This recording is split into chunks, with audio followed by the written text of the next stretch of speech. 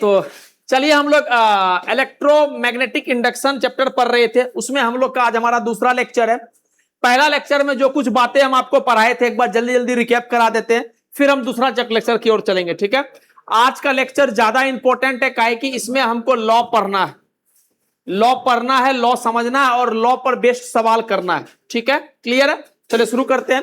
पहले कल के क्लास में हमने आपको क्या पढ़ाया था, ध्यान दीजिएगा। सबसे पहला बात हम आपको बताए थे कि जैसे हम लोग बच्चा पहले से पढ़े हुए हैं कि इलेक्ट्रिक करंट के वजह से मैग्नेटिक इफेक्ट देखने को मिलता है, तो उसका उल्टा भी क्या सही बात होता है? तो हमने बताया आपको बिल्कुल सही बात है, मैग्नेटिज्म की वजह से हमको इलेक्ट्रिसिटी देखने को मिलता है। ठीक है, और इसी को हम इलेक्ट्रोमैग्नेटिक इंडक्शन बोलते हैं। वही सवाल जवाब यहां लिखा हुआ है। फिर हम आगे बढ़े और आपको एक अगला टर्म बताए थे, इलेक्ट्रोमैग्नेटिक इंडक्शन क्या होता है। तो आपको हम बताए थे कि अगर हम मैग्नेटिक फील्ड को बदलते हैं तो किसी कॉइल या लूप में ईएमएफ या करंट का इंड्यूस हो जाना, मतलब अपने आप आ जाना, उसी फिनोमिना को हम क्या बोलते हैं बच्चा? Electromagnetic induction. फिर आगे बढ़े और आपको बताया मैग्नेटिक फ्लक्स क्या होता है। तो आपको दिख भी रहा होगा मैग्नेटिक फ्लक्स के बारे में आपको बताया कि मैग्नेटिक फ्लक्स क्या होता है?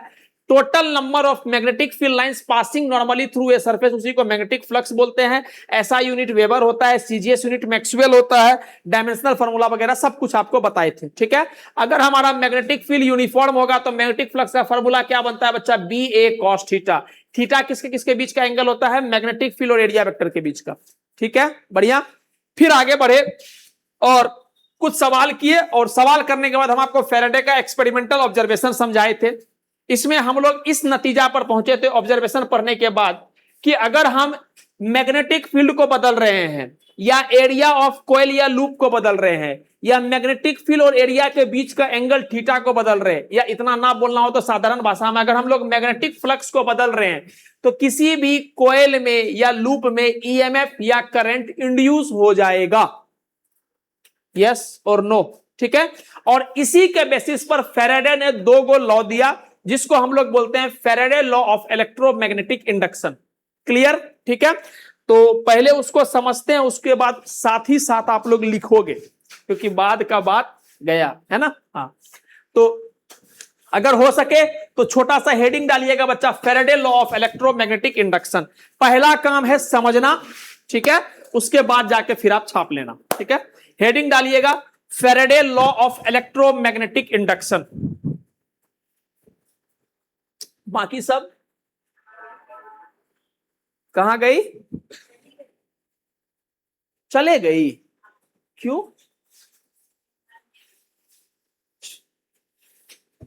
हाँ, Faraday law of electromagnetic induction. कल तो इवनिंग में शायद आपका क्लास टेस्ट होगा ना आप लोग का, स्कूल क्या कहता है, एग्जाम कल इवनिंग में है 11। अच्छा, तुम्हारा तो कोई दिक्कत नहीं, मजा में रहो।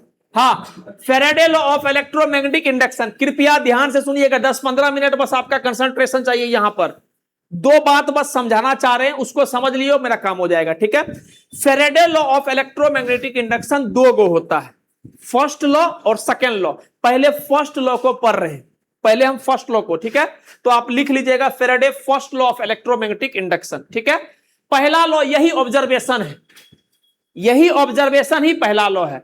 ऑब्जर्वेशन में हमने क्या देखा कि अगर हम मैग्नेटिक फ्लक्स को बदलते हैं, अगर हम मैग्नेटिक फ्लक्स को बदलते हैं तो ईएमएफ या करंट इंड्यूस हो जाएगा किसी भी लूप या सर्किट में। कोई दिक्कत? पक्का? यही है पहला लॉ। और ये ईएमएफ या करंट कब तक रहेगा?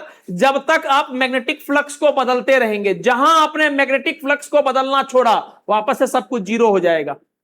बदलना शुरू किया आ जाएगा, बदलना छोड़ दिया तो वापस से जीरो हो जाएगा। तो इसमें हमको एगो आदमी को लगा के रखना पड़ेगा जो लगातार बदलते रहे, तभी हमको ईएमएफ और करंट मिलते रहेगा। अगर हम लगा के छोड़े और चले गए फिर आए तो फिर वापस से जीरो रहेगा सब कुछ। बात क्लियर? पहला लॉ क्लियर? ठीक। अब ये जो हम आपको समझाए कि मैग्नेटिक फ्लक्स अगर बदलेगा तो किसी भी क्लोज लूप या सर्किट में ईएमएफ या करंट इंड्यूस हो जाएगा। और ये ईएमएफ और करंट इंड्यूस होने का कार्यक्रम तब तक चलेगा जब तक फ्लक्स में बदलाव चल रहा होगा। अगर फ्लक्स में बदलाव नहीं हुआ, फ्लक्स में बदलाव रुक गया, तो हमारा ईएमएफ और करंट भी हमारा क्या हो जाएगा, जीरो। बात क्लियर? ठीक है, जो हम बोले वही हम यहां दिखवा रहे हैं, स्टेटमेंट के मुताबिक देखेंगे। आ गया भाई? अरे ये देख, अभी डायग्राम को गोली मारो, आप सिर्फ स्टेटमेंट को देखो, पहला लो, ठीक है, यहां से देखना। अच्छा, ये बात भी एनसीईआरटी में लिखा हुआ है, क्लास 10th में भी। अगर आप तो सिलेबस से शायद हट गया, जिसके सिलेबस में पहले 2-3 साल पहले हुआ करता था सीबीएसई के सिलेबस में से इलेक्ट्रोमैग्नेटिक इंडक्शन, तो वहां पर यह सब बात पढ़ाया जाता था। ठीक है, दोनों तरीका में कोई एक तरीका ही आपको लिखना है, हम दोनों बताएंगे, क्योंकि मेरा काम है बताना। ठीक है, सुनना ध्यान से। पहला लो क्या बोल रहा है, whenever the amount of magnetic flux link with the closed loop or circuit changes, यहां तक कनेक्ट कर पा रहे हैं बात?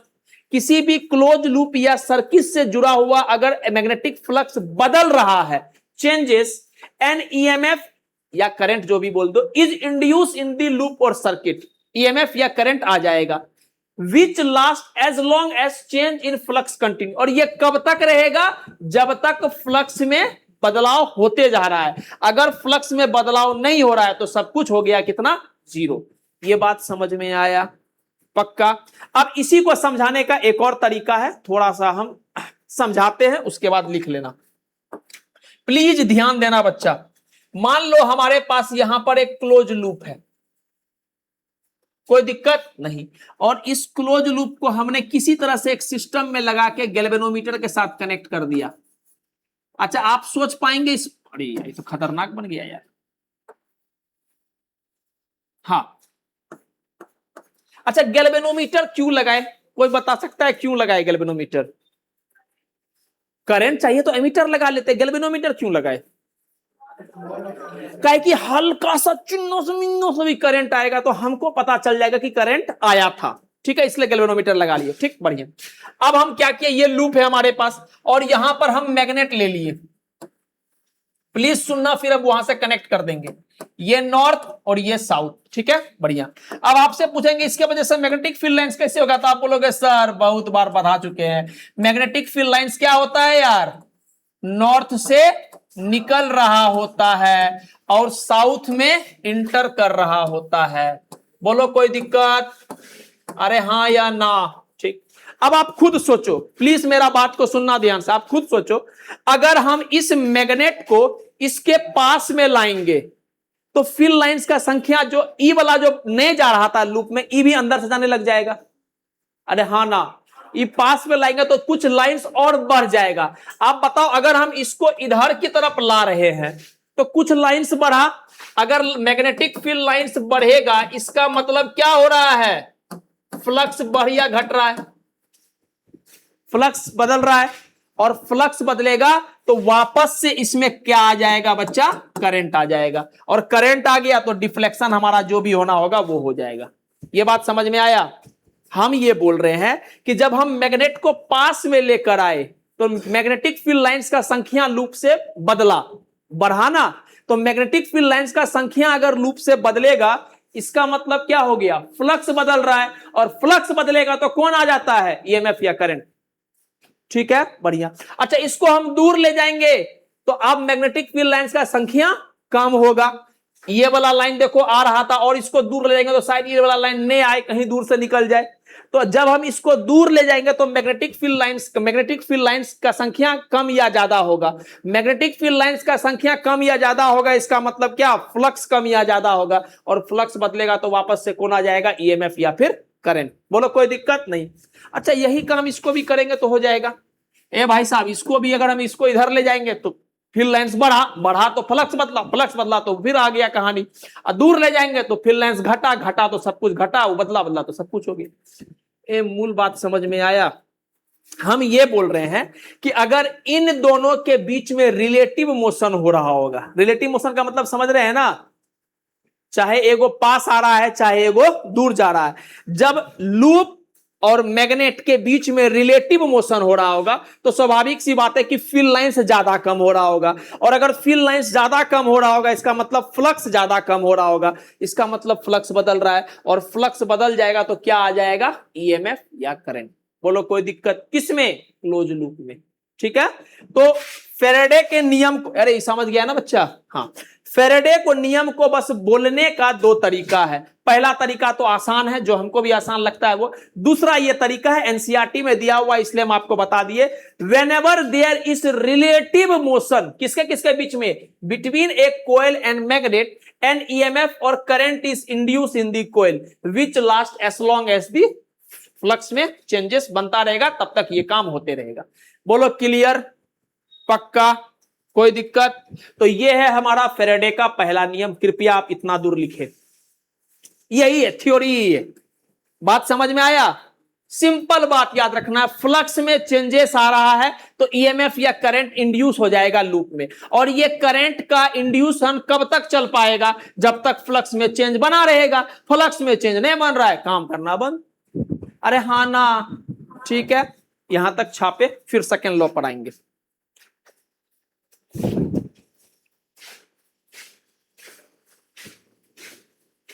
आसान भी है और याद भी रखना है, आपके एग्जाम में पूछा जाता है।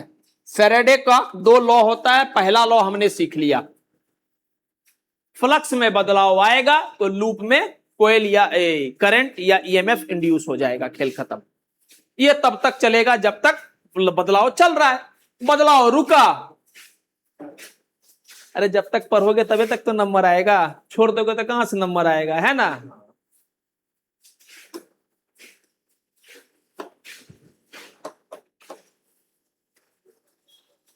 समझ में आया आप चारों को।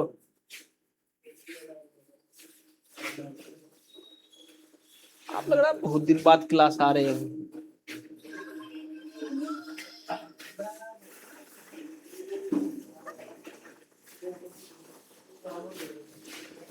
इसके वजह से छोड़ रहे हैं, लगाए हुए।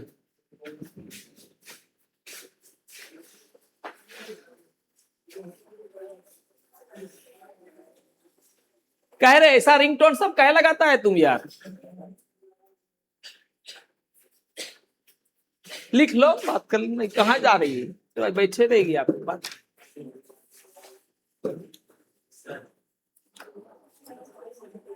हाँ, नहीं समझ में आया। अरे दोनों बात क्लियर हुआ ना बच्चा।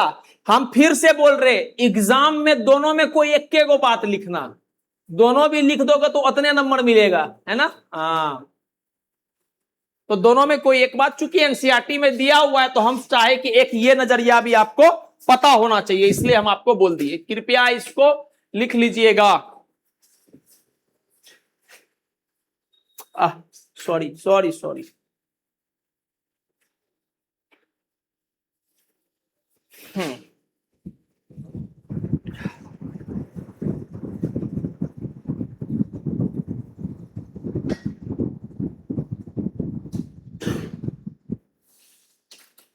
दिख रहा है ना बच्चा सब कुछ स्पष्ट।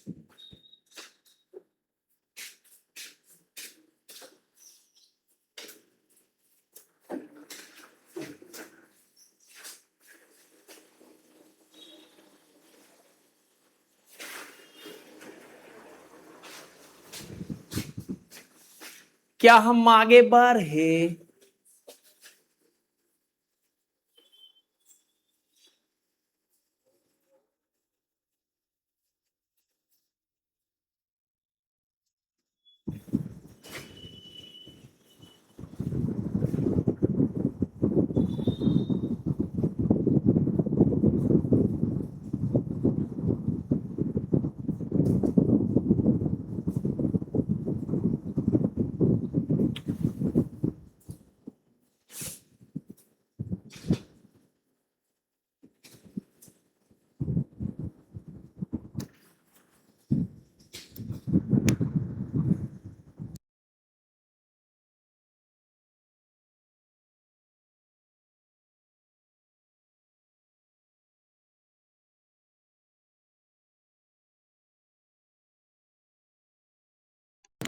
चलिए लिख लिया, आगे बढ़े आप।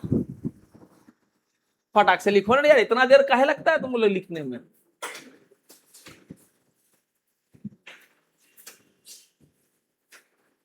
ठीक है, पहला बात क्लियर। बस हम इतना बताए कि अगर फ्लक्स में परिवर्तन आएगा तो लूप में ईएमएफ या करंट इंड्यूस हो जाएगा, और यह तब तक कार्यक्रम चलता रहेगा जब तक फ्लक्स में परिवर्तन होता रहेगा। अगर फ्लक्स में परिवर्तन होना रुक गया तो सब का सब कहानी जीरो हो जाएगा। ठीक, क्लियर, पक्का। अब आइए सेकेंड लॉ पर, हम स्लाइड चेंज कर रहे हैं। कह रहे इससे पहले वाला भी छोड़ा हुआ है तुम्हारा, लिख लेना उसको भी, है ना। बड़े बड़े बड़े, चलिए अब आइए सेकेंड लॉ पर, इसको मिटा रहे बच्चा, ये तो समझ गया ना।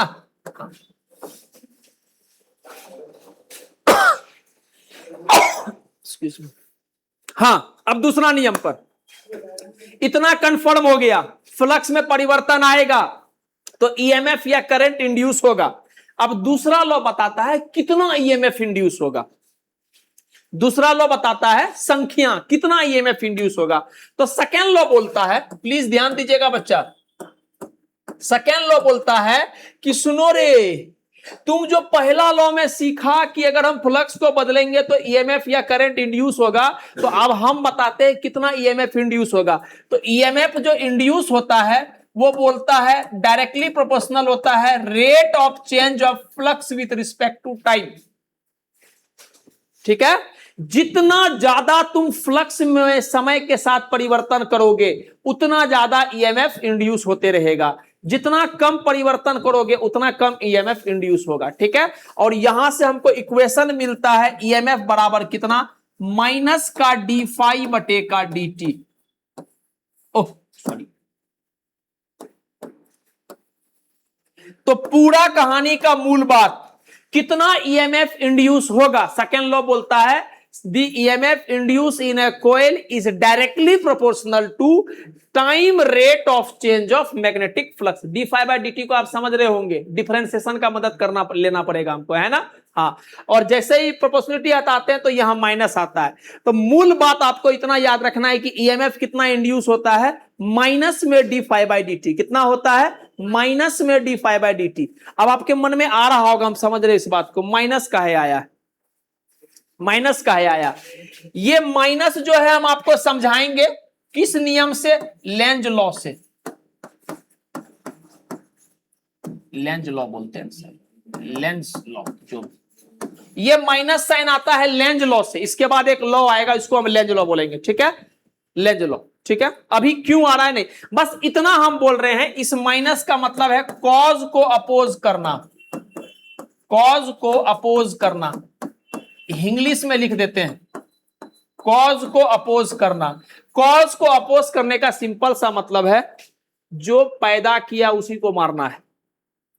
आप अपने आप पे मत ले लेना इस बात को, ठीक बात नहीं है, हम यहां का बात कर रहे हैं। जिस वजह से ईएमएफ पैदा हो रहा है उसी को हमको, उसी के विरोध में चल जाना है। ये माइनस वो बताता है।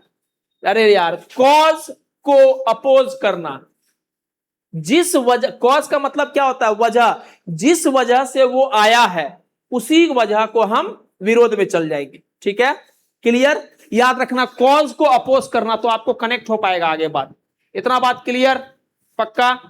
हम क्या बोले, सेकेंड लॉ से हमको पता चला कि ईएमएफ कितना आता है, that comes out to be minus का d phi by d t. ठीक है, माइनस क्या बताता है, कॉज को अपोज करना।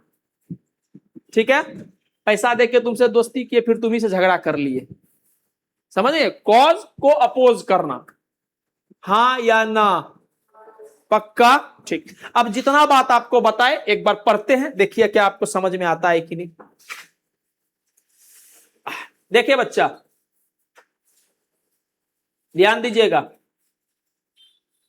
दी इंड्यूस, सेकेंड लॉ बोलता है दी इंड्यूस ईएमएफ, जिसको हम ई से रिप्रेजेंट करते हैं। ये वाला ई नहीं होता, एलिफेंट वाला ई। ईएमएफ चैप्टर नंबर 3 से आपको पढ़ा रहे, ऐसे करके ई लिखते हैं। ठीक है, the induce EMF in a close loop और सर्किट इज, देखना statement, directly proportional to the time rate of change of magnetic flux link with the close loop और सर्किट। मतलब E directly proportional to d phi by d t होता है, और proportionality हटा के क्या लगाते हैं हम यहां पर माइनस। माइनस क्या है? अपोज दी कॉस, जो भी कारण है उस वजह से उसको अपोज करना है। बोलो कोई दिक्कत नहीं। अब एक बात और, अगर मान लो कल के दिन, ये यहां ध्यान देना, अगर मान लो कल के दिन कोयल के पास n टर्न्स है, इस बात को आपको चैप्टर नंबर 4-5 में भी बताए हैं। इसका मतलब एक टर्न, इसका मतलब 2 टर्न, 3 टर्न, इसी तरह से अगर n टर्न्स है तो ईएमएफ कितना आ जाएगा? कुछ नहीं, माइनस लगाना है और यहां पर n नंबर ऑफ टर्न से मल्टीप्लाई करेंगे, बाकी कहानी same d phi by d t. अच्छा, अगर मैग्नीट्यूड निकालना होगा तो क्या करेंगे? माइनस को गायब कर देंगे। अरे -5 का मैग्नीट्यूड कितना होता है? 5 ही तो होता है, तो माइनस को गायब कर देंगे। कोई दिक्कत? इतना बात क्लियर? पक्का? तो ये था हमारा सेकेंड लॉ। कृपया आप इसको छापे, जब भी सेकेंड लॉ लिखे तो यहां तक जरूर लिखे, ये फॉर्मूला के साथ। पक्का? क्लियर? छाप।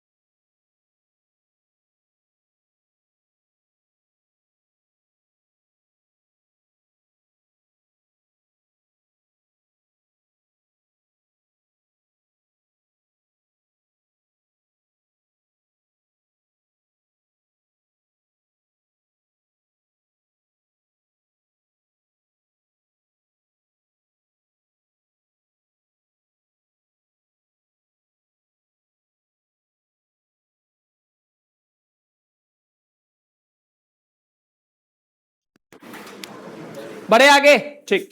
अब आप नोट डालिए, नोट, नोट। ये लिख लिया रे, नोट डालिए, नोट।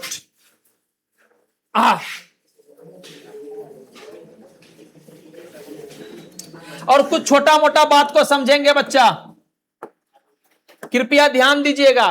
नोट डाल के जो बात आप लिखेंगे वहां पीडीएफ में लिखा हुआ आपको लिखा, पहले समझो आप आराम से, ठीक है? ए याद करो, याद एकदम क्लास 11th में जब हम लोग पढ़ते थे तो 2 चीज आपको पढ़ाए थे, एक एवरेज स्पीड और दूसरा इंस्टेंटेनियस स्पीड। आप मना नहीं कर सकते हैं ये बात की आपको नहीं पढ़ाए थे, पढ़ाए सबको थे, एवरेज और इंस्टेंटेनियस। अच्छा, कनेक्ट करना, कम से कम नहीं याद होगा तो कोशिश करना कनेक्ट करने का, तो आपको बात समझ में आएगा कुछ। एवरेज स्पीड का फॉर्मूला आता था बच्चा टोटल डिस्प्लेसमेंट बटे का टोटल टाइम टेकन, ठीक है। और इसी को हम लोग लिखते थे बच्चा एस फाइनल माइनस का एस इनिशियल बटे में टी फाइनल माइनस का टी इनिशियल। ये कहानी हुआ करता था एवरेज का, कोई दिक्कत नहीं। और इंस्टेंटेनियस में क्या करते थे सर, कुछ नहीं, हमको डिफरेंशिएशन का मदद लेना पड़ता था। अरे हाँ ना, ठीक है।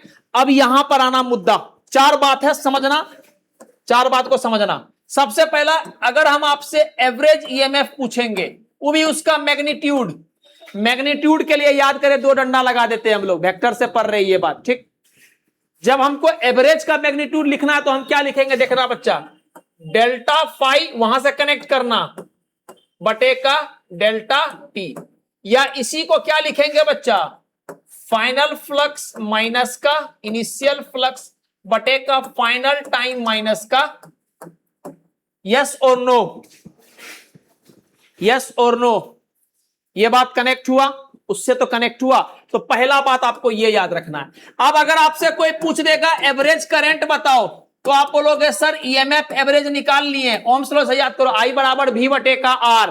तो यहां पर बस हमको क्या करना पड़ेगा, एक्स्ट्रा रेजिस्टेंस से डिवाइड। ये बात क्लियर, पक्का। अभी सवाल करेंगे तो और स्पष्टीकरण होगा, लेकिन इतना बात क्लियर, ठीक। अगला बात ध्यान से सुनना, अगर इंस्टेंटेनियस ईएमएफ की बात करेंगे, हम मैग्नीट्यूड बात कर रहे इसलिए माइनस साइन को हटा दे रहे, ठीक है। मैग्नीट्यूड जब हम बात करेंगे तो ये क्या हो जाएगा, तो आप बोलोगे सर डी फाई बटे का डी। इस बार हमको किसका मदद लेना पड़ेगा बच्चा, डिफरेंशिएशन का। किसका, डिफरेंशिएशन। और अगर हमसे कोई बोल देगा इंस्टेंटेनियस करंट बताओ, तो हम बोलेंगे तो बड़ा आसान सा काम है, क्या हो जाएगा ये, ई इंस्टेंटेनियस बटे का रेजिस्टेंस। एक बार बढ़िया से इस चारों बात को देखो, बहुत गौर से देखो इस चारों बात को। क्या आपको ये चारों बात समझ में आया, क्या आपको ये चारों बात क्रिस्टल क्लियर है, पक्का। इस पर न्यूमेरिकल्स करना है अपने को, क्लियर, पक्का, कोई दिक्कत। अरे इससे इससे कनेक्ट किया ना, हाँ। अब जैसे ही कनेक्ट किया तो आप एक बार देखना,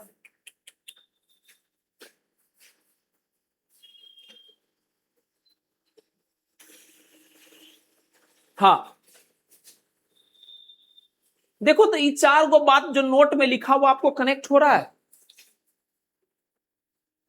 एवरेज मैग्नीट्यूड करेंगे डेल्टा फाइव बटेगा डेल्टा टी, फाइनल माइनस से बटेगा फाइनल माइनस से, खेल खत्म। Instantaneous d five by d t, current average E average बटेगा आर, इंस्टेंटेनियस ई बटेगा आर। बोलो कोई दिक्कत, पक्का। यहां तक छाप, थ्योरी खत्म, छाप यहां तक। नोट डाले थे ना, नोट में ही चारों बात लिखेंगे, छापो।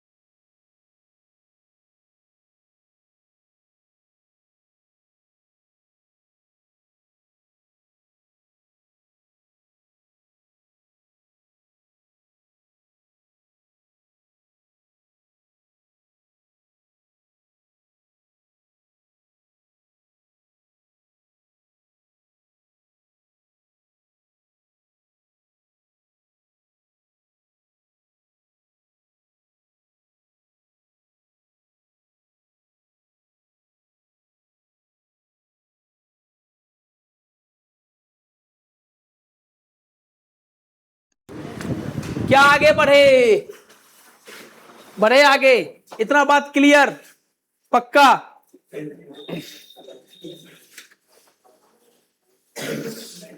एक बार रिकैप करा देते हैं ना, इसका छोड़ देंगे, न्यूमेरिकल्स हम लोग कल करेंगे क्या, ज्यादा बढ़िया रहेगा। हमने आज फैराडे का नियम सीखा, दो नियम था। पहला नियम क्या बोलता है, पहला नियम बोलता है क्या कि सर अगर फ्लक्स में परिवर्तन हो रहा है तो ईएमएफ या करंट इंड्यूस हो जाएगा, और ये कब तक चलेगा, जब तक फ्लक्स में परिवर्तन चल रहा है। या इसी को हम ऐसे बोलते थे, अगर मैग्नेट और कॉइल के बीच में रिलेटिव मोशन होगा तो फ्लक्स स्वाभाविक सी बात है बदलेगा, और फ्लक्स बदलेगा तो करंट या ईएमएफ इंड्यूस हो जाएगा, एंड सो ऑन, सारा कहानी। दूसरा बात बोला कि कितना ईएमएफ या करंट इंड्यूस हो जाएगा, तो that comes out to be directly proportional to d phi by d, और वहां से हमको रिजल्ट मिला ईएमएफ ई बराबर क्या होता है, माइनस का डी फाई बाय डी। फिर अगर हमसे एवरेज पूछेगा तो हम एवरेज निकालना सीख गए, करंट एवरेज पूछेगा तो हम ये निकालना सीख जाएंगे, ये इंस्टेंटेनियस और ये इंस्टेंटेनियस, ठीक है। अगले क्लास में हम लोग इस पर बेस्ड न्यूमेरिकल्स को प्रैक्टिस कर रहे होंगे, ठीक है। फिलहाल के लिए धन्यवाद, टाटा बाय बाय।